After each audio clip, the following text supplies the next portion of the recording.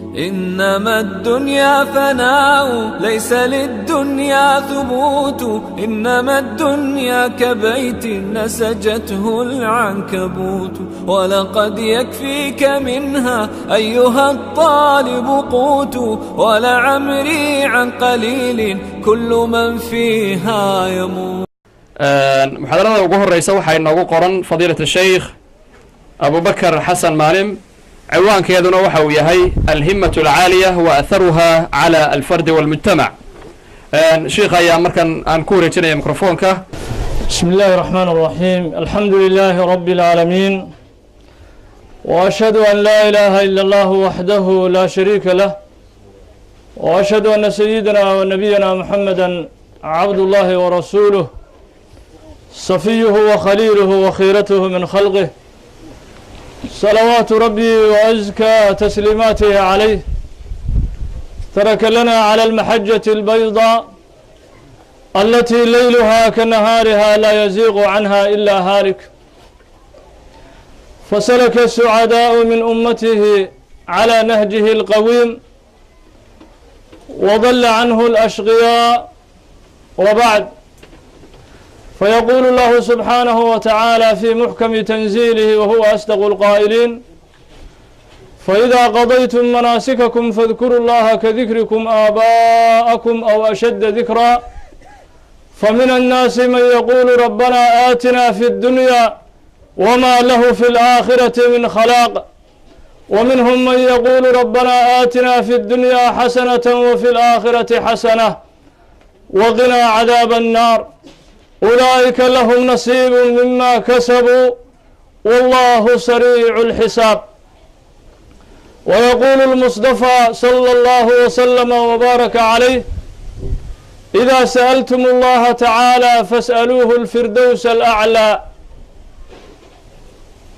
ويقول المصطفى صلى الله وسلم وبارك عليه أيضا إن الله يحب معالي الأمور ويكره سفاسفها رواه الطبراني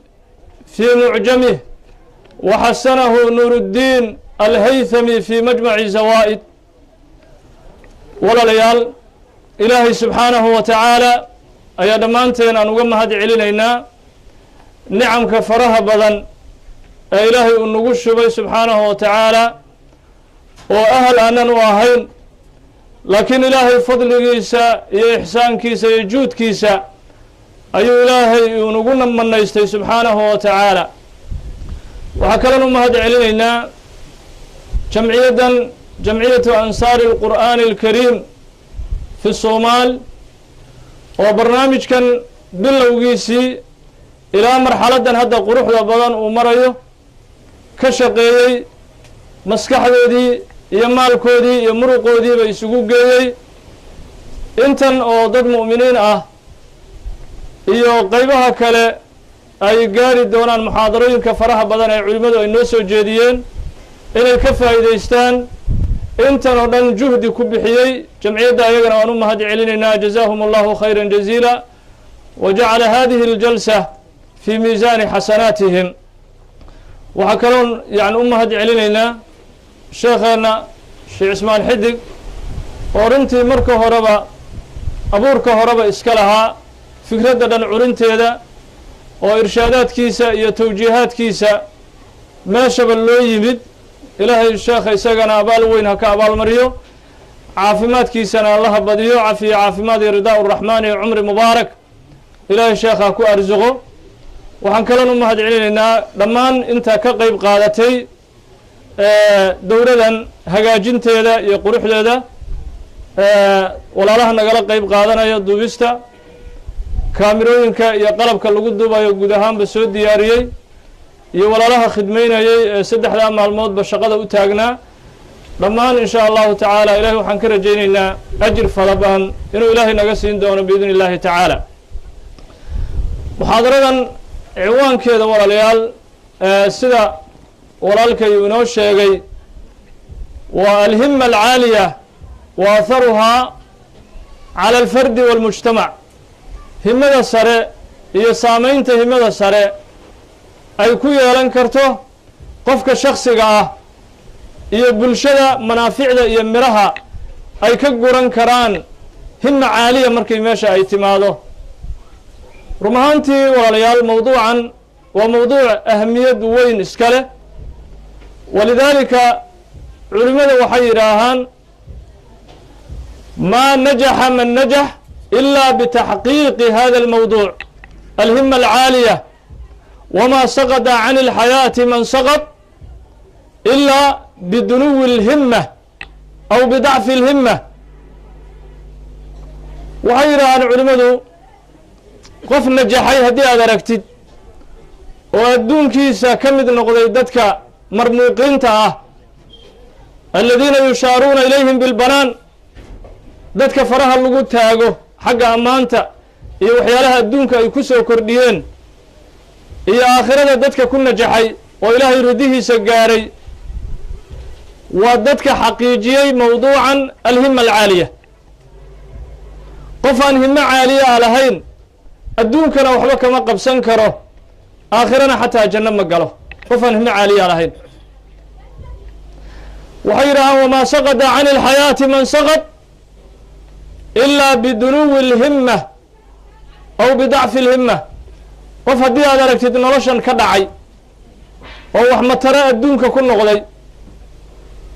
oo waxuu qaban karaa haysan jirin naftiisiina dayacay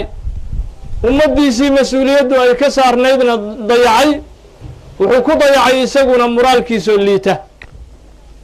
iyo hamigiisoo daciif ah ayaa isagana meesha dhigay khulaasada mawduucu waa intaas qof najaxay ma najixin ilaa wuxuu lahaa hima alcaaliya qof dhacay ee nolosha ka dhacayna ma jiro ilaa muraalkiisaa daciif ahaa hamigiisuna wuxuu ahaa hami aada u liita walidaalika sheekhan la yidhaaho abulfaraj ibn اljawzi kitaabkiisan sayd اlkhaadir markuu ka hadlayey himada iyo saamaynta qofka ay ku leedahay isaga wuxuuba ka dhigay ibn اljawzi himadu inay tahay miisaanu licaqli اlinsaan walisalaamati qalbih wa tabiicatih wuxuu ka dhigay ibn اljawzi wax lagu miisaamo muraalka sare ama hamiga sare qofka insaankaa caqligiisa ayaa lagu miisaamaa hima caaliya oo waxaa la yidhaha qofku hadduu himo sare uu xambaarsan yahay taasi waxay daliil u tahay caqligiisu inuu wanaagsan yahay oo mustawihii la rabay oo qofka bini aadamka inuu garasho iyo dareen iyo xilkasnimo uu ka gaaro laga rabay inuu mustawihii la rabay uu marayo haddii hamigiisu uu sarreeyo qof oo muraalkiisu uu dhisan yahay laakiin wuxuu yidhi sheekhu haddii qofka alhima alcaaliya laga waayo oo muraalkiisu uu iska jaban yahay daciifu shaksiya yahay uu aaminsan yahay inuusan mujtamacan waxba ka bedeli karin naftiisii xataa yacni uusan ku soo kordhin karin noloshiisii khadwa ila alamaam hal tilaab uu hore u qaado xataa inuusan waxba ku soo kordhin karin hadduu aaminsan yahay haadaa daliilun calaa dacfi caqlih wa maradi qalbih taasi waxay daliil u tahay caqliyadda uu xambaarsan yahay inay tahay caqliyad aada u liidato daciif qalbigiisuna uu yahay qalbi mariid ah oo uusan ahayn qalbigii ilaahay uu doonayay subxaanahu wa tacaala marka miisaan uu ka dhigay walidaalika ibnu اljawzi raximahu اllahu tacaala kitaabkiisa sayd اlkhaadir wuxuu ku leeyahay min calaamati kamaali اlcaqli culuwi اlhima calaamada iyo astaanta lagu garan karo caqliga waa qofka hamigiisa iyo muraalkiisa inuu sarreeyo qofka caqligiisa inay wax ku jiraan oo ash uusan ahayn caqligiisana waxaa lagu garan karaa suquud اlhima wa dacfuhaa hamiga uu xambaarsan yahay oo daciif ah lidaalika sheekha wuxuu ka sheekeeyey markaa kabacdi humuumta uu xambaarsanaay waxa uu hamiyi jiray iyo waxa ilaahay subxaanahu wa tacaala uu ku manaystay ilaa aakhiri cumrihi hamigiisa in ilaahay uusan ka qaadin oo weligii uu siday yacni muraal aada u sarreeya ayuu wax badan uu sheekhu sheegay raximahu llahu tacaala alhima alcaaliya inta aanan gudaha u gelin mawduuca waxaan ka hormarinaynaa tacriif muujaz ah maxaa yeelay mawduuca waxaa wanaagsan qofku inuu tasawur uu ka haysto intuusan dhex gelin mawduuca alhima alcaaliya maxay tahay alhima alcaaliya culimmadu waxay ku qeexeen oo ay ku tacriifiyeen waa istisgaar maa duuna الnihaaya min macaali اlumuur istisgaaru maa duuna الnihaaya min macaali اlumuur qofku markuu arrin weyn inuu qaban karo oo horumar naftiisa uu gaadhsiin karo bulshadana uu horumar gaadhsiin karo wax ka bedeli karo markuu qalbiga ku qabto kabacdi haddana waa inuu liido ama uu yaso caqabaadka ka hor imaanayo o dhan uu yidhah waxba ma ah oo ka gudbi doona haddii yacni ahdaaftiisa uu isagu cabirtay cabirkaa fog wax ka hor imaanaya ama ka tashwiish gelinaya ama hamigiisa dilaya markuu arko inuu yidhah waxba ma aha oo iska yaso caqabad walba soo wajahda inuu yidhah waan ku guulaysan doonaa cabirka anigu noloshayda aan qabsaday waan ku guulaysan doonaa waa inuu yidhaah oo wax kastoo soo wajaha acdaa uu yeeshay cadowaa soo wajahay oo markaa doonaya in ay hamigiisa ay dilaan inuusan ahdaaftiisa ku guulaysan dad waxa isku dayaya caqabaad u dhigaya waa inuu yidhah waxba ma aha waxaas ilaahay uu gaarsiin doonaa rabbi uu ku kalsoonaado subxaanahu wa tacaala caqliyadda ilaahay uu siiyey subxaanahu wa tacaala iyo mawaahibta ilaahay uu ugu deeqayna uu ku kalsoonaado markaa kabacdina uu aaminsan yahay caqabaadkan inuu ka gudbi doono waxbana aysan ahayn laakiin qofka hamigiisa uu liito waxaa lagu yaqaanaa waxaa taraanturin kara ahdaaftiisiina ka weecin kara oo ka leexin kara qob moosa qofkii u dhiga hal qob oo moosa qofkii u dhiga iska daa inuu caayo iska daa inuu dagaal ku qaado iska daa inuu weeraro qob moosa haddii loo dhigo bis sariirtuu jiifta bas wey kun cadowaad yeelata hal qof xataa hadday ka hor timaado wuxuu ka dhigi yacni yuqiimu dunya walaa yuqciduhaa adduunyadii oo dhan uu istaajinaya wuxu ley adduunka dhan ay igu kacsa bas wo waxba ma qaban karo marka hal qofaa maanta ka hor timid waxbaa laga sheegay ahdaaftii iyo cabirkii uu haystay ayaa laga hor yimid sidaasaa tahay iyo waxba ma qaban kartid iyo nin naacasaa tahay iyo mumayisaadkaas ma lihid iyo hal qofaa la hadlay bis yuqiimu dunya walaa yuqciduhaa adduunyadii oo dhan wuxuu ka dhigaa inay ku wada taagan tahay weligeedna ma fadhiisanayo adduunyada weligeed waa laygu kacsan yahu le idan marka qofkaas waa qof hamigiisa uu aad u hooseeyo oo daciif ah oo lagu hantaa turin karo qob moosa haddii loo dhigo xataa bal iska dhaaf ciidan iyo cadow in lagu kiciyo iska dhaaf kaasi marka waxay daliil u tahay qofka caqliyadiisu uu xambaarsan yahay inaysan nadiif ahayn ay taasi tusin walidaalika ibnu اljawzi raximah اllahu tacaala marka humuumtiisa uu ka hadlayay uu xambaarsan yahay xilligii cilmiga uu baran jiray ibnu اljawzi wuxuu yidhi low qultu anii طaalactu 20,000 mujallad ma kana kahiira fii awaani طalabii lilcilm haddii hadda aan idin iraaho 20,000 oo mujallad ayaan cabir ka dhigtay inaan daalacdo xilligii cilmiga aan baranayay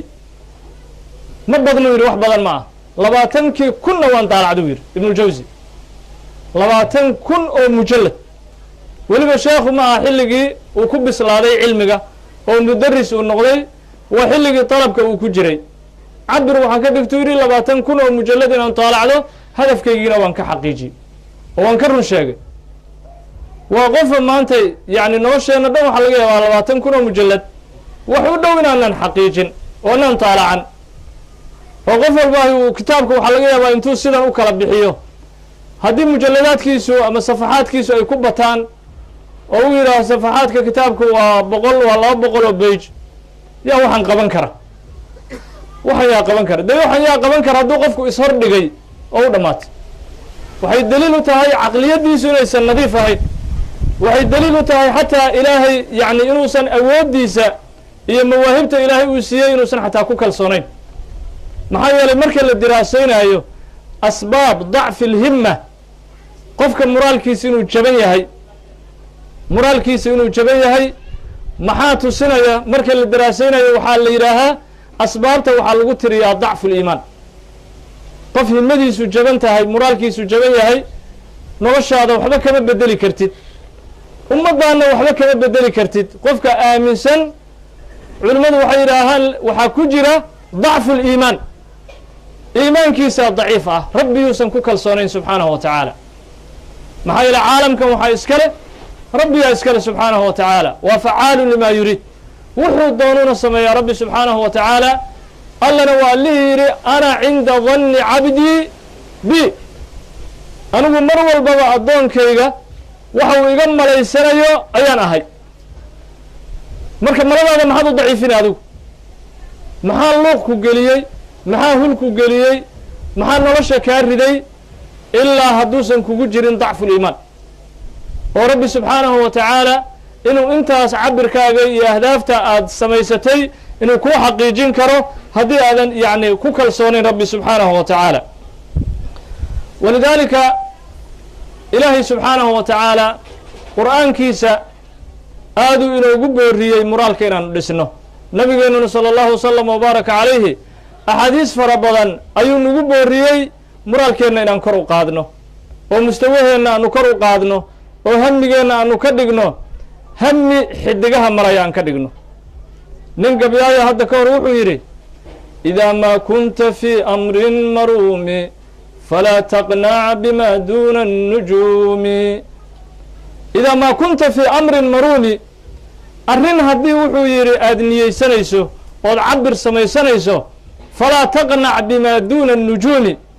xidigaha meel ka hooseysa cabirkaagu yuusan noqon wy idaa maa kunta fii amrin maruumi falaa taqnac bima duuna الnujuumi cabir haddaad samaysanayso xidigaha meel ka sokaysa ha cabiran uu yidhi laakiin cabirka haddaad isku yarayso oo maalan adigoo taalibulcilmiga aad tiraahid lama baran karo naxwahan iyo luqadan wax la sheegayo iyo fiqhiga iyo kitaabka manhaajka oo aada safaxaadkiisu u badan yihiin oo weyn iyo tafaasiirtii iyo umahaatu sita iyo intaas cabirkaygu ma gaari karee bal xoogaa abuushujaacley aan iska noqdo abuushujaacley aan iska noqdo safiintay abuushujaac aan isaga gaabsado manhaaj anigoo kale layguma talagelin dadka waaweynaa loogu talagalay maskaxdoodu furan tahay caqli adigiiyaaba isdilay adna siduu rabbi kula dhaqmaa subxaanahu wa tacaala ilaahay qalbigaaguu daalacanaa subxaanahu wa tacaala ana cinda danni cabdii bi haddii qofkii uu mujtamacan uu is yidhaaho wax ka bedel hadduu cabir meesha soo dhigo tilaabtaad qaado waa lagugu dili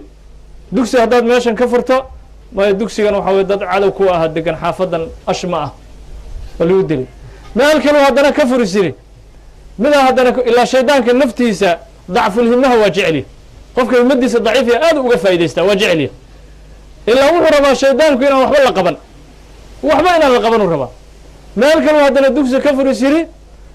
shaydaanku qofuu marka usoo saaraa afkiisa ahdaaftii uu lahaa markaasuu qof inta ka hor yimaado wuxuu leeyahay maya meeshaanna qofaa joogta qofka u kacsanaa joogta meesha hay ma jirto bal guri aan iska galo hadde marka bis wey marka wax la qaban karo oo waddankan laga qaban karo iyo wax laga samayn karo haba yaraatee ma jiraan waa caqliyad aad u daciif u ah waa hami aad u liita walidaalika rabbi subxaanahu wa tacaala wuu jecel yahay qofka hamigiisa uu sarreeyo nabigeenna inoo sheegay sala allahu wasalam wabaaraka calayhi xadiiskii dabaraani uu warinayo khudbada hadda aanu ku bilaabanayno iftitaaxa oo weliba nuuruddiin alhaythami raximahu llahu tacaala kitaabkiisa majmacu zawaa'id uu isnaadka xadiiska ku taxsiiniyey ayuu nabigu wuxuu ku yidhi sala allahu wasalam wabaaraka calayh ina allaha yuxibu macaaliya alumuur wa yakrahu safaasifaha ilaahay wuxuu jecel yahay macaaliya alumuur arrimaha sare in laga fekero ilaahay uu jecel yahay subxaanahu wa tacaala marka hamiga sare waxbaad qaban kartaa ummadda waxaad noqon kartaa dadkeeda ugu horeeya awaa-ishaad noqon kartaa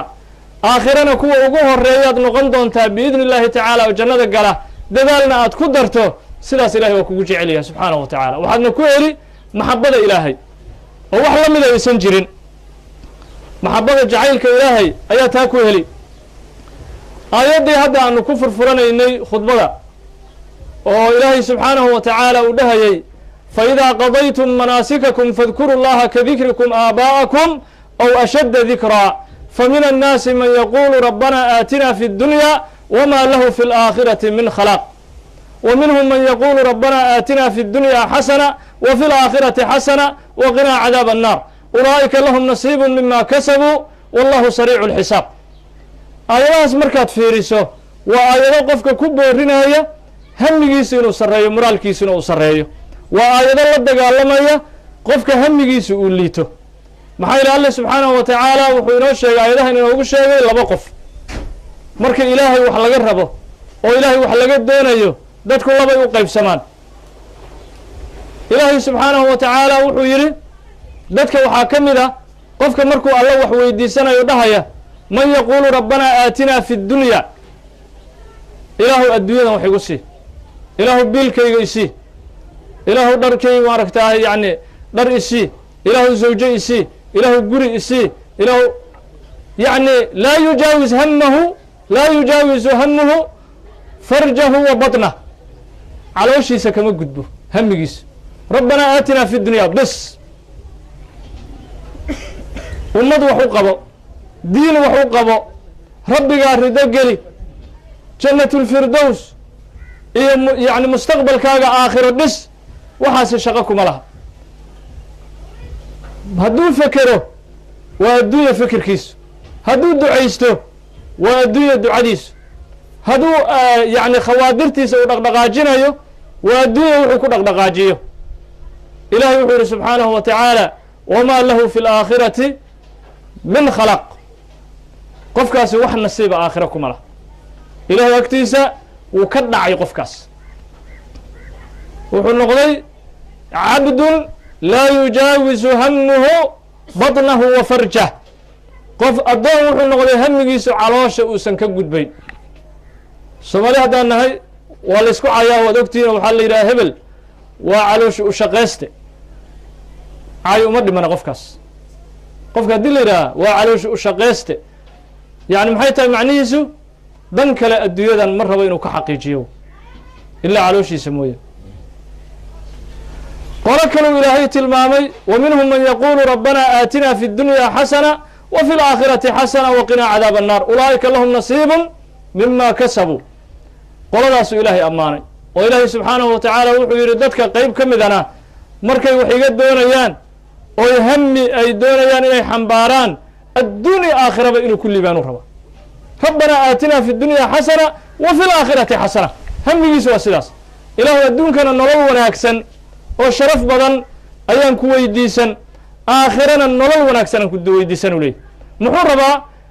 adduunkana dadka ugu wanaagsan oo ilaahay u nicmeeyey inuu ka mid noqdo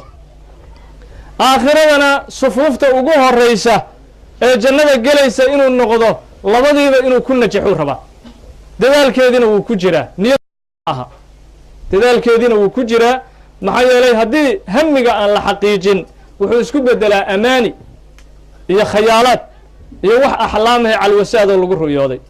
lama rabo hamigaaga cabirkaaga markaad meel sare ku qabanaysid inay axlaam isku bedelo lama rabo wax calwasaad ah maxaale waad aragteen qofka hadduu calwasaadayo habeenkii waxaa laga yaabaa daaro dhaadheer isagoo ku dhex jira oo qurux badan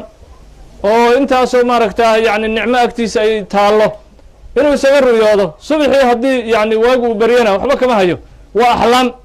marka hamiguna qofku inuusan axlaam ka noqon hamiga caaliga ah waa laga maarmaan ilaahay subxaanahu wa tacaala kuwaa wuxuu yidhi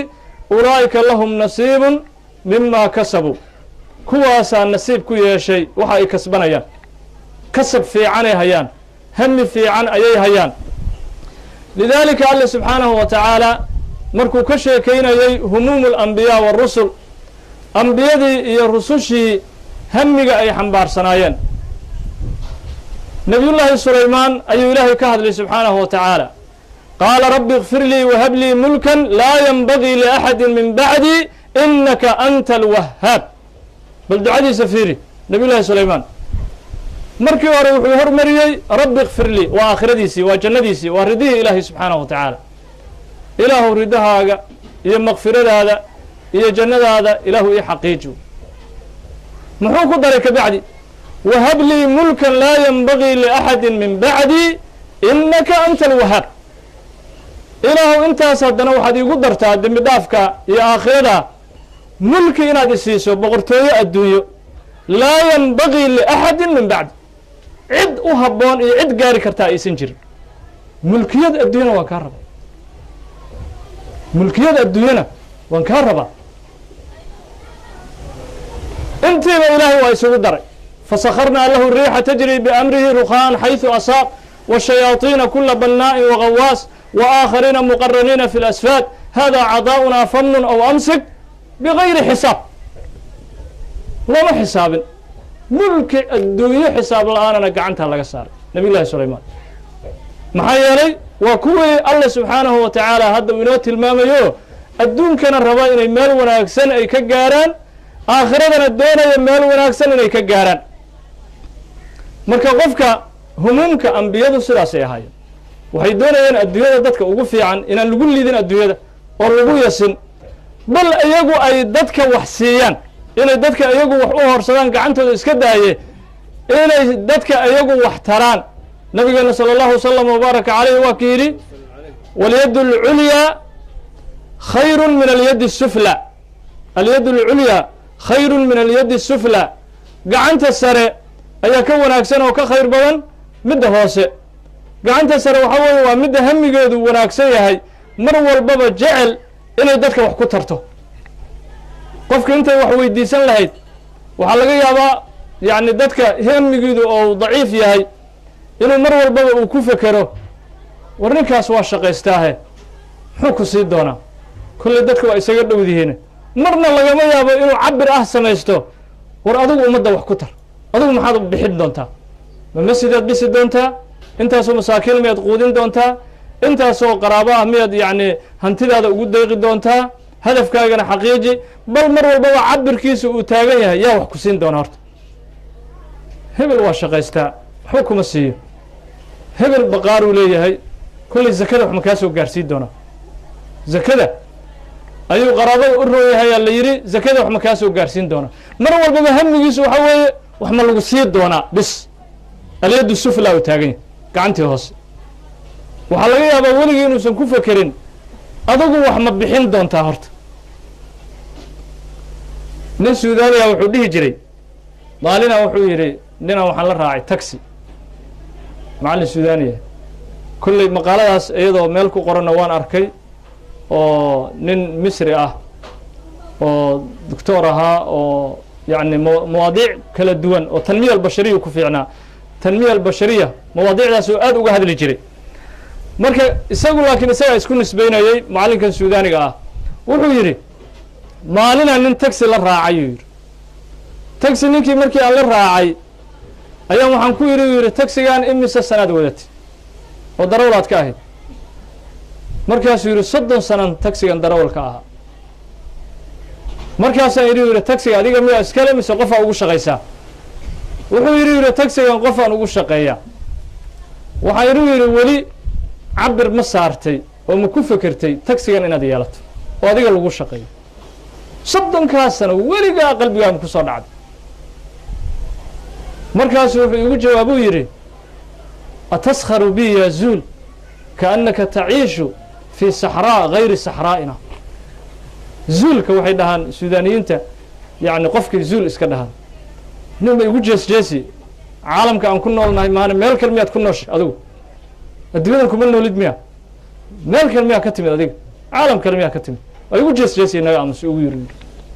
marka wuxuu ka hadlayay hamiga yacni humuumta dadka cabirka meesha ay joogto uu ka hadlay bal 30 sano maxay ka dhigay hadduu iska niyeysto ilaahayna uu baryo subxaanahu wa tacaala weligay uma soo xataa yani dadka himadoodu ay aada daciif u tahay waxaaba ka culusba shibhu mustaxiil balla ah inuu meel sareba cabirkiisa saarto xataa uu niyeystaa culays ku ah xataa inuu yani niyeysto ayaa culays ku ah marka wuxuu yidhi ma igu jeesjeesiyuu yidhi taxigan yeelo ah ma taxigan anigu yeelan karaa wax dhici karaba ma ah waxaad sheegayse waxaan suurtageli mustaxiilaad igula hadli marka dadka ninkaasi waa iska tusaale laakiin waxaa laga yaabaa inay nagu dhex jiraan dad noocaas u fikera in ugu dhex jiraan waa iska suurtagal oo tusaale ahaan ninkii hadda waxaa loo badan yahay waxaan u malayn macallimiintu guryo ijaara inay u badan yihiin dad isaga jir jira waxaa laga yaabaa 20 sano in ijaar lagu jiray haddaan hadda isweydiino oo nidhaaho war 20kaas sano weli nin ma ku fekero gurigan ijaarka aad ugu jirto asaga bal milkiyo iibso ama mid lamida iibso yaa weligii ku fekeray hadda ilaahayna aan runta u sheegno ilahay waana daalacani subxaana wa tacaala ya 20 sano qof ijaar ku jiray waxaa laga yaabaa haddii hadda yani iktishaaf aan samayno oo laysdhex maro oo la yidhaaho war yaa weligii niyeystay 20kaas sano ijaar ku jiray kan horta milki ilaahay ka bari subxaanahu wa tacaala hamigaaga ku qabo asbaabna raadi aad ku milkin lahayd ilaahay uu kuu kaalmaynay subxaanahu wa tacaala yaa niyeystay waxaa laga yaabaa inuu nagu yaraan lahaa ya ama sidii ninkii suudaanigaayoo kale aan dhihi lahayn warnagata waxaad sheegaysa maxay tahay gurigan oo filo lahaa filo intaasoo anigu xerowa oo iska miskiin ah oo daalibulcilmi yeelan karaa marka sideedaba waxaa weeye waxaa la ogaaday humuumta sir weynaa ku jirta hamiga sare inuu qofku qalbiga ku qabto sir weynaa ku jirta oo ilaahay asraartiisa ka mida subxaanahu wa tacaala maxaa yeele qofka hamigiisu uu weyn yahay waa nooc ka mida tusinaysa kalsoonida ilaahay uu ku qabo subxaanahu wa tacaala kalsoonida ilaahay uu ku qabo marka ilaahay markuu leeyahay subxaanahu wa tacaala yani nabigeena salى اllahu slm wbaaraka aleyh markuu leeyahay in allaha yuxibu macaaliya اlumuur macaaliya alumuur muxuu ilahay u jeceliya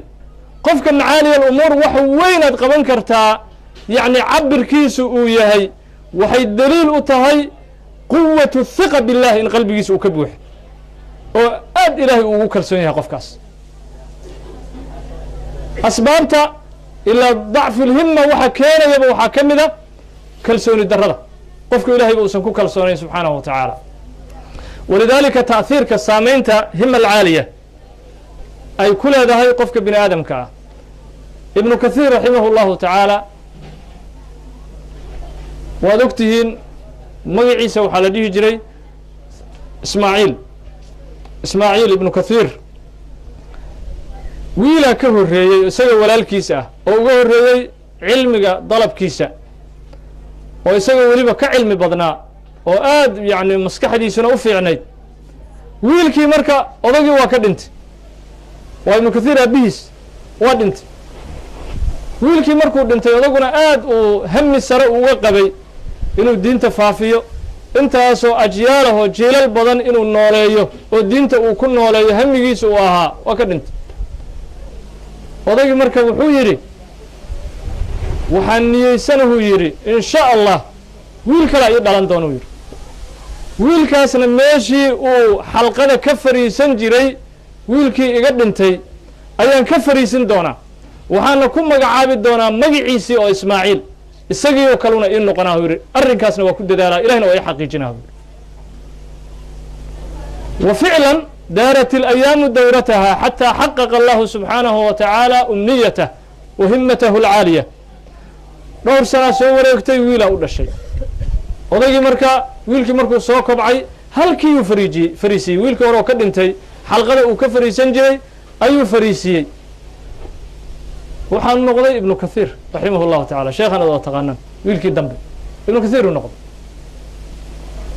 marka taasi waxay daliil u tahay sir weynaa ku jira hamiga caaliga ilahi waa u kaalmeeya qofka hamigiisu uu aad u sareeyo walidaalika ibnu kathiir raximah اllahu tacaala wuxuu ka taariikheeyey saxaabada nebiga salى اllahu wasalam wbaaraka calayhi iyo qeyb taabiciinta ka mid ahaa waa cabdullaahi bni cumar iyo curwat bnu zubayr muscab bnu zubayr iyo cabdilmelik bin marwan intaasaa wuxuu yidhi waxay ku kulmeen kacbaday ku kulmeen kacbada markay isugu yimaadeen ayaa waxay yidhaaheen nin walbaa wuxuu yidhi tamani maa kunta tashtahiihi min hadihi اlxayaa nin walba noloshaada waxaad ka ishtahaynaysay bal ha tamaniyo maadaama maanta aanu joogno aqdasu buqcatin min biqaaci اlard meeshii dhulka ugu nadiif badnayd oo dhulka ilaahay ugu fadliga badnaa nin walba waxaad haminaysay bal meeshan ku sheeg oan ducaysanaynaa wuxuu yidhi muscab ibnu zubayr aniga waxaan rabaa uu yidhi ciraaq weligay waxaan hamin jiray ciraaq inaan madax ka noqdo oon ciraaq ka taliyo taas in ilaahay ii xaqiijiyo ayaan ku ducaysanaynaa iyo gabar yacni carabta ka mid ah sukayna la dhihi jiray iyo dalxa waxaan leeyahay caaisha bintu dalxa caaisha bintu dalxa labadaa gabdhood sukayna iyo caaisha bintu dalxa waa dalxat bnu cubaydillaah saxaabigii macruufka ee dhalay labadaas gabdhood oo ugu qurux badan quraysh inaan guursado ciraaqna aan ku darsado bis intaas haddaan helo facala dunya salaam adduunyada allah nabadgel meeshay ka dhacaysa ha ka dhacda addunya intaa haddaan isku helo bis saas maya waa yahay allah kuu xaqiijiyo hadafkaaga waxaa haddana yani tamani la yidhi sheekhii la dhihi jiray saxaabigii cabdullahi bni cumar atamana aljanna uu yidhi anigu ilaahay jannaan ka tamanin u yidhi curwat bnu zubayr ayaa la yidhi adiguna tamani atamana alfiqha wa nashra alcilm fiqhiga iyo cilmiga inaan faafiyo ayaan anigu tamanin lahaa yuu yidhi cabdullahi bnu zubayr aa la yidhi tamani markaasuu yidhi wilaayat alxaramayn wilaayat alxaramayn asharifayn bis labadaas inaan anigu madax ka noqdaan rabaa yacni hamiga qofku uu xambaarsan yahay iyo moraalkiisa inta badan nolosha qofka mustaqbalkiisa waa ka soo baxaa inta badan waa ka soo baxaa sidii dhowr sanaa soo wareegtay mid walba ilaahay sidii uu ka dhigay nin walba muscab ibnu zubayr labadii gabdhood uu guursaday ciraaqna madaxuu ka noqday markii dambena ciraaqa lagu dili cabdullahi ibnu zubayr isagana sidii oo kale labadii xaram ba ilaahay wuu u dhiibay ka bacdina xaramulmakaa lagu dilay cabdullahi ibnu zubayr haddii curwat ibnu zubayrna waa ogtihiin taarikhda waa la socotaan min kibaari alfuqahaa ayaa ilaahay ka dhigay subxaanahu wa tacaala cabdullahi bni cumarna waa u rajaynaynaa jannat alfirdows isagana ilahay waa u xaqiijinaya in sha allahu tacaala marka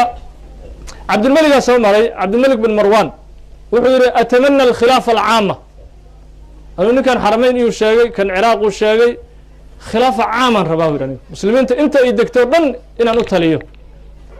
wiil yar u ahaa markaas ilahay waa u xaqiijiyey isagana khaliifat lmuslimiin oo dhan uu noqday cabdilmelik bin marwan marka adigoo hamigaaga ama daciif ka dhigoo hoos u dhig ama kor u qaad inta badan boqolkiiba 80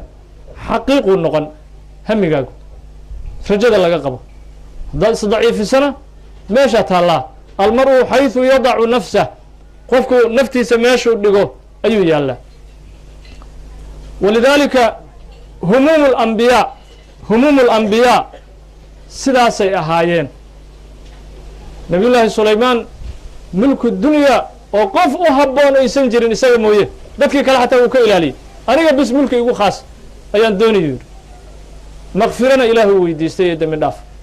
nabiy llaahi yuusuf calayhi الsalaatu wasalaam markii jeelka uu ka soo baxay oo ilaahay uu yidhi falabitha fi sijni bidca siniin jeelkii intaasoo sanuu ku nagaado meesha uu ku daahay oo dulmiga lagu xidhay oo dhibaatadaa uu soo maray oo mar lagu tilmaamay yani islaantii ay masabidatay oo dulmigii ay ku masabidatay mar ceel lagu riday yani silsila min alimtixaanaat maa yakruju min mixnatin ilaa wayadkhulu fi ukhra dhibaato hadduu ka baxdo mid kalu gelayo nabiy llaahi yuusuf calayhi salaatu wasalaam markii jeelka laga soo saaray ninkii masar u talinayey ayuu u yimid wuxuu yidhi maxaad rabtaa masar jeelkii waa lagaa soo saaray masarna waad joogtaa maxaad jeclaan lahayd maxaad tamanin lahayd waxaa laga yaabaa qof annaga naga mid a haddii fursadda uu heli lahaa inuu dhihi lahaa war halkoo gurina hala ii dhiso bal xoogaana jeebka hala igu ridi wax yaroo ciddii aan kusoo salaamo jeebka hala igu ridi ma jirto qaala jcalnii calىa khazaa'ini اlard inii xafiidun caliim dama fiirso hamigaas ijcalnii calىa khazaa'ini اlard wax jeeb la igu rido maya wax jeeb yar la igu rido cidda kusoo salaam maadaama xabsi aad ka soo baxday maya ijcalnii calىa khazaa'in اlardi inii xafiidun caliim waxaan rabaa hor dhulka masar oo dhan dhaqaalihiisa inaad ii dhiibto dhulka masar oo dhan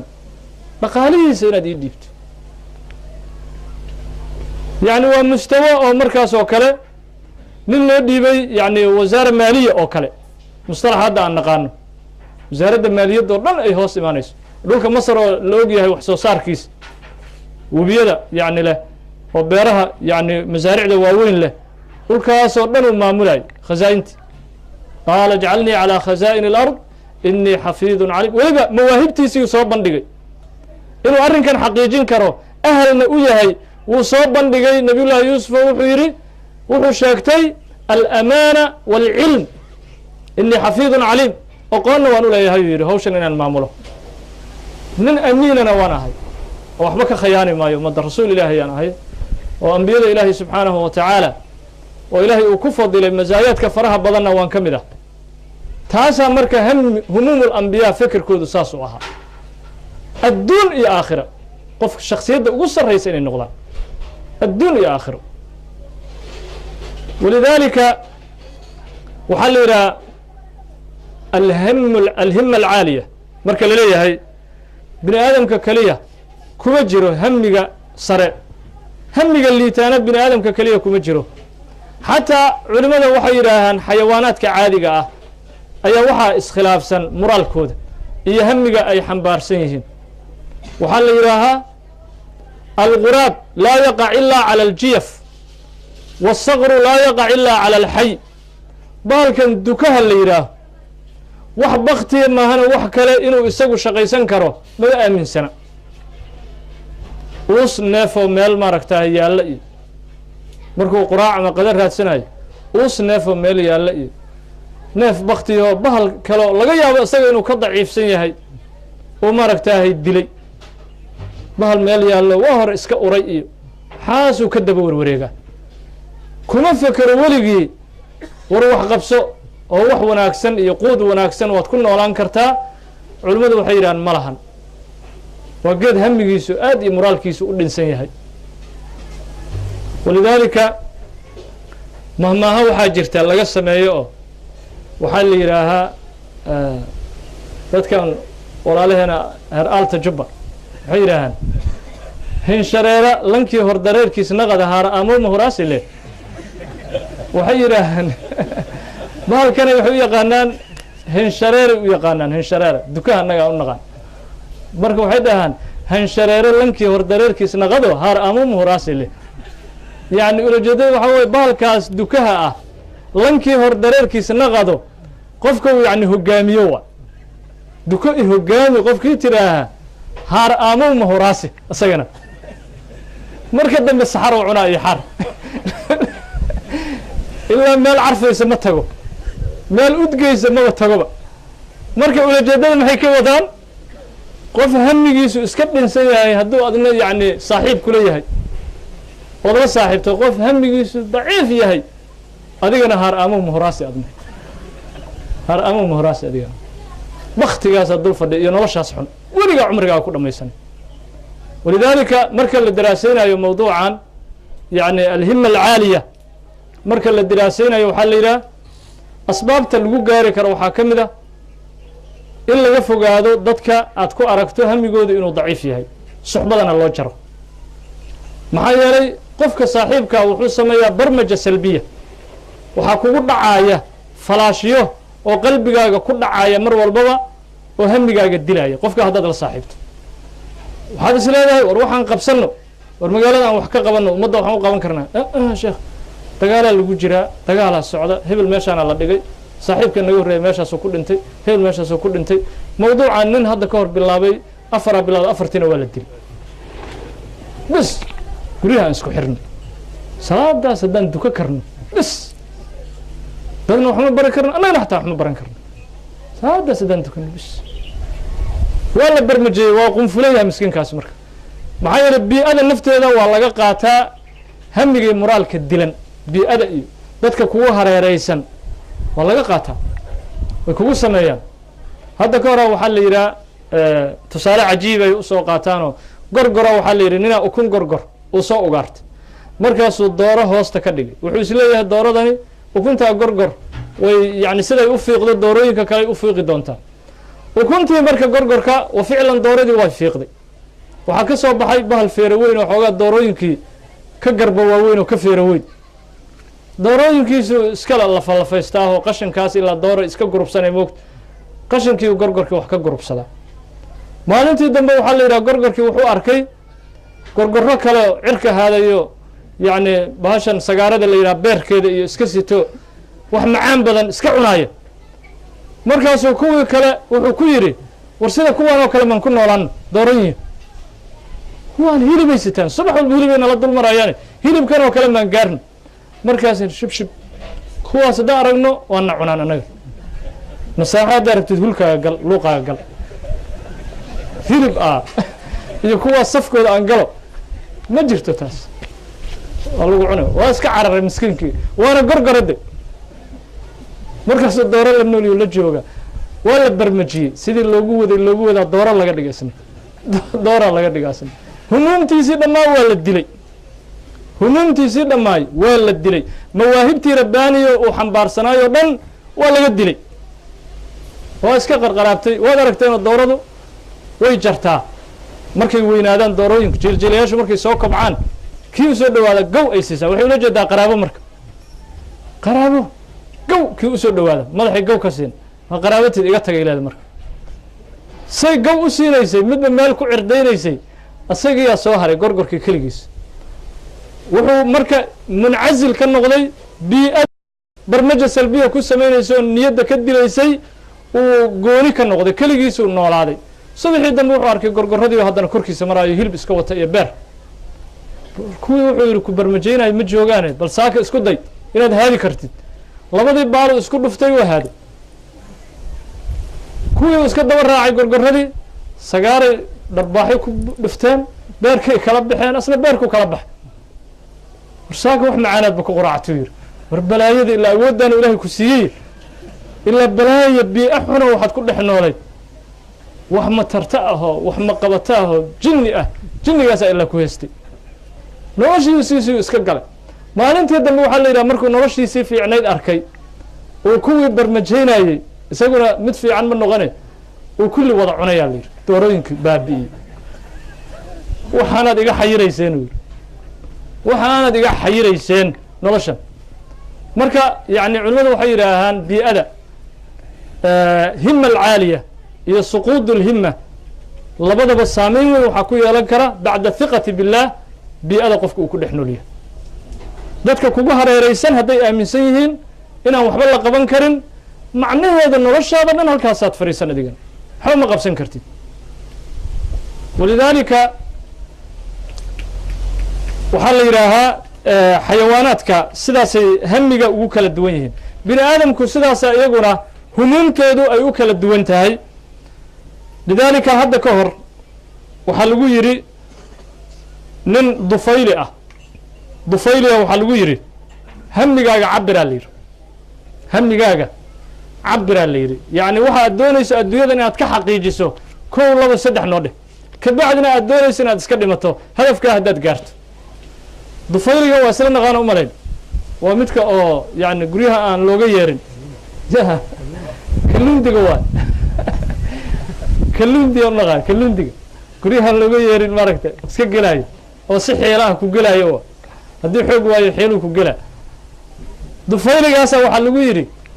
noloshaada ka waran maxaad rabtaa inaad xaqiijiso kabacdina iska dhimatid haddaad doontid markaasuu wuxuu yidhi dufayligii unaasun taskunu suduuruhum wa tagli quduuruhum walaa tuglaqu duuruhum aniga waxaan rabaa yidhi dadka intaan haddaan isku helo facala dunya salaam aan iska dhinto addunya haddaan helo inta waxaan rabaa u yidhi unaasun taskunu suduuruhum dad horta qalbigoodu degan yaho markaan meesha soo galo oo wax la cunayo aan qalbiga iga xamanaynin oo igu farxayo markaan meesha soo galo wa tagli quduuruhum dherayaalkoodana iska karahayaan oo dheriga aan la daminayn 4 ilaa 10 saac dheri uun shidan iyo wax dul saaran aad u imaanayso walaa tuglaqu duuruhum guryahooda iyo albaabadoodana aan la xiran albaabku iska furnaado mar walbaba dufayligii walba iska soo galo intaas haddaan helo facala addunya asalaam intaas hadday soo kay toosto waxba kale ma rabo adi wax kale kama rabo anugu waa shaksi marka hamiga uu xambaarsan yahay uu aad uu daciif u yahay lidaalika waxaa lagu yidhi mid kaloo muqani ah oo qinaha iyo heesaha jeclaay ayaa waxaa lagu yidhi adigana hamigaaga cabir waxa aad yacni cabirkaagu uu yahay humuumtaadu ay tahay markaasuu wuxuu yidhi majlisun yaqilu hadaruh wacuudun yasfuu wataruh wa quluubun tafhamu maa aquul saddex shay haddaan isku helo facala dunya salaam wey majlisun yaqilu hadaruh goob majlis sidan oo kale laysugu yimid oo buuqiisu yar yahay shib leeyahay ilaa heestaa la qasi moogta haddii la hadlayo horta buuqiisa arkaanta waxaa ka mid a buuqiisu inuu yar yahay wa yasfuu wataruh wacuudun yasfuu wataruh iyo bahalkan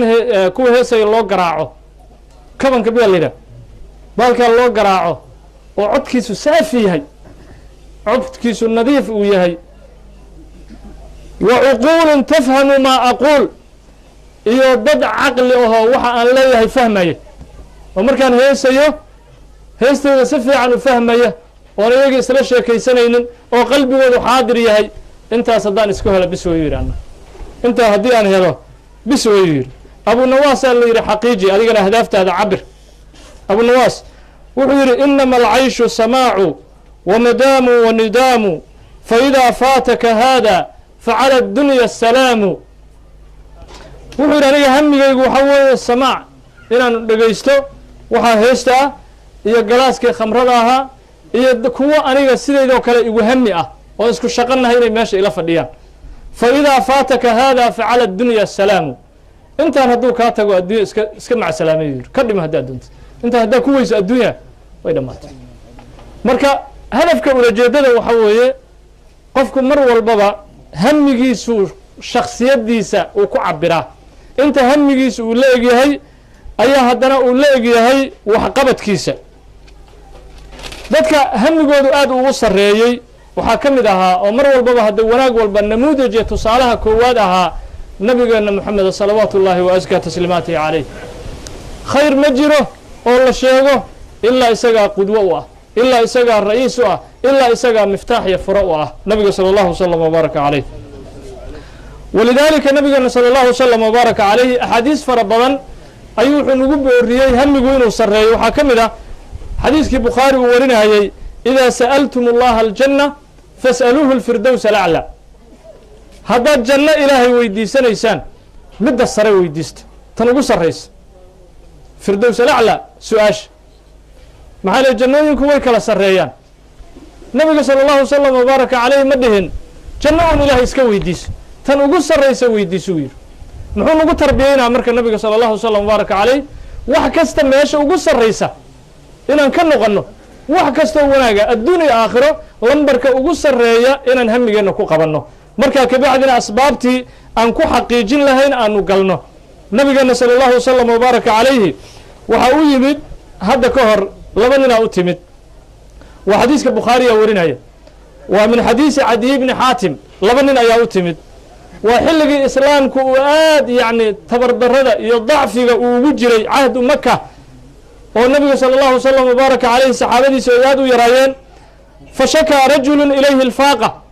ninaa nabigu wuxuu u sheegtay sala allahu wasalam wabaaraka calayhi faqriyaa jira warqadiina waa laysoo hoos dhigay waktigiina waxaad moodaa inuu gabagabo yahay mawduucuna intan inaan ka ballaariyaan jeclaa runtii tusaalooyin badan ayaa ii harsan marka sheekhayga igu daray toban daqiiqo waaya marka nabigeena sala allahu wasalam wabaaraka calayh ninaa u yimid markaasu wuxuu sheegay faqri iyo dhibaataana haysuu yidhi rasuulka ilaahay meeshan waa ku baaba'nay maka dhibaataana haysa waa nala dilaa waa nala daciifsadaa waa nala ihaanaystaa nin kalea haddana yimid ninkii isagoo meesha fadhiya fa jaa'a rajulun aakhar fa shakaa ilayhi qadca sabiil nin kalea yimid wuxuu rasuulka ilaahay oo jidkii ma mari karno jidadkii la mari lahaa waana laka gooyey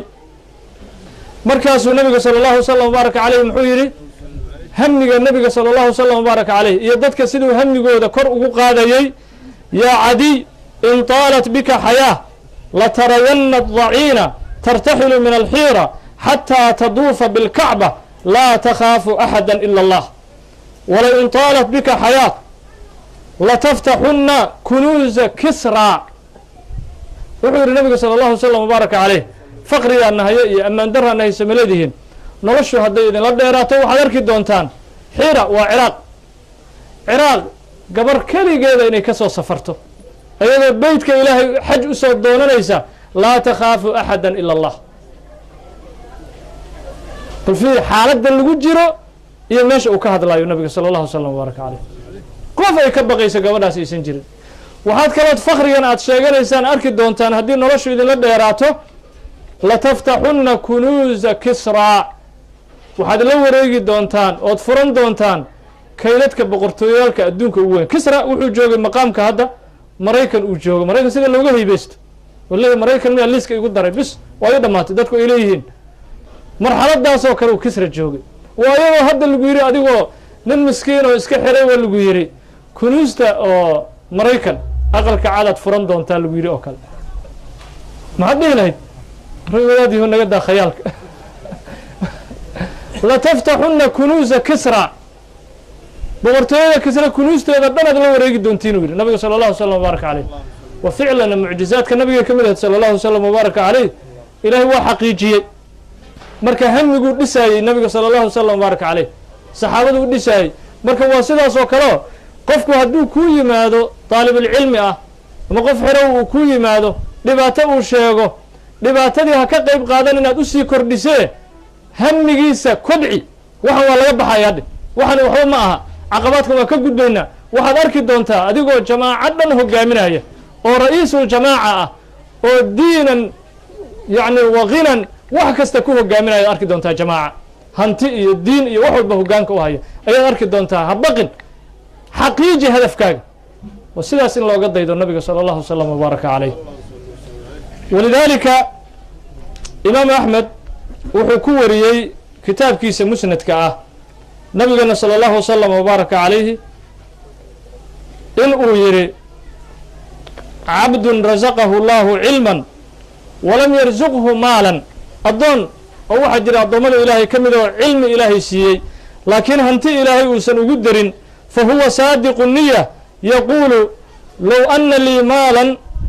lacamiltu bicamali fulaan fa huwa biniyatihi faajruhumaa sawa xadiiskaa tirmidiguna sunankiisa ku wariyay imaam axmedna musnadkiisa nabiga sala allahu wasalam wabaaraka caleyh wuxuu yidhi addoon waxaa jira ilaahay uu cilmi siiyey laakiin maal uusan ugu darin laakiin hamigiisa iyo cabirkiisa wuxuu saaran yahay dadka maal kale uu ka cabir ballaaran yahay oo wuxuu leeyahay low ana lii maalan lacamiltu bicamali fulaan haddii maal aan yeelan lahaa intaasoo masaajidaan dhisi lahaa intaasoo masaakiin aan quudin lahaa sida hebelba intaasoo masaakiina uu quudiyo fiiri ma dhahayo cilmigaa ilaahay i siiyey bal xoogaa aniga waxa lay siiyo cabirkiisu ma ah yaa wax isiin doona ma ah intaasoo masaajid inaan dhiso intaasoo masaakiin aan quudiyo saasuu cabirkiisu yahay niyada uu ku qabtay fa huwa biniyatihi fa ajruhumaa sawa wuxuu yihi nabiga sala allahu wasalam wabaaraka calayhi intaasoo masaajid qofkii dhisay ayuu ku ajiriya ninkaas aakhira ajirkeeda ajirkiisa wuu leeyahay saxiifadda acmaashiisa ilaahay subxaanahu wa tacaala maalinta aakhire uu ka siin lidaalika waxaa kaloo jira tusaale kale oo cajiiba isaguna oo imaamu alghazaali raximahu llahu tacaala kitaabkiisa ixyaha ah uu ku sheegay tusaalahaasi wuxuu yahay nina wuxuu yidhi imaamu alghazaali raximah llahu tacaala ayaa wuxuu soo maray bacaad weyn oo buur ah ayuu soo maray waa xilli gaajo daran ay jirto markaasuu ninkii wuxuu yidhi low kaana haadaa طacaaman laqasamtuhu bayna annaas balinkaa hamigiisa fiiri bacaadkan yaa cunto ka dhiga dadkan waddankan dhibaatadu ka jirta iyo gaajada ka jirta aan u qaybin lahaa ilahay hadduu cunto iga dhigi lahaa